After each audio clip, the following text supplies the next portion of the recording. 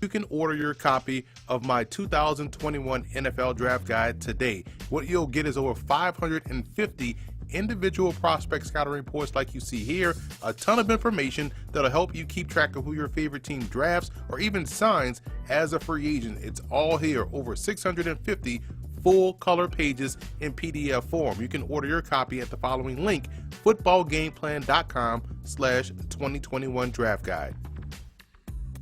Emory Hunt, the czar of the playbook, here to talk Giants draft strategies for the 2021 NFL Draft. And today, we'll focus on the offensive line. Now, in years past, the offensive line was a big-time issue for the Giants, but Dave Gettleman, the general manager, has done a good job in retooling that offensive front, drafting 3 guys last year. They're going to be cornerstones for this offensive line. You talk about Andrew Thomas, Matt Parrott, and also Shane Lemieux. They got great play last year as well from Nick Gates at center, his first time starting at center. So the offensive line doesn't have as many holes as you would expect it to have. Now, yes, they lose Kevin Zeitler.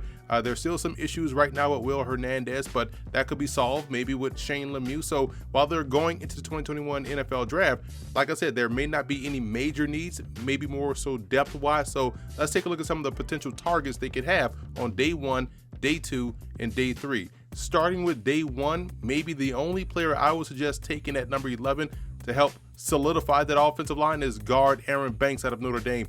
So dominant on film on both ends of offense, and he would be a plug-and-play guy that would help strengthen them on either side of the center. So he would be the only guy I would take day 1 if the Giants were to go offensive line.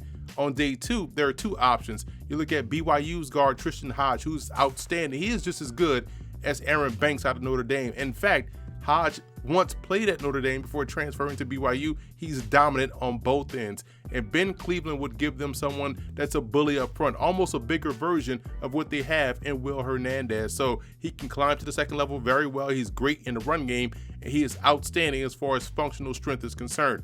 On day 3, maybe you go with a little bit of depth at tackle with Josh Ball out of Marshall.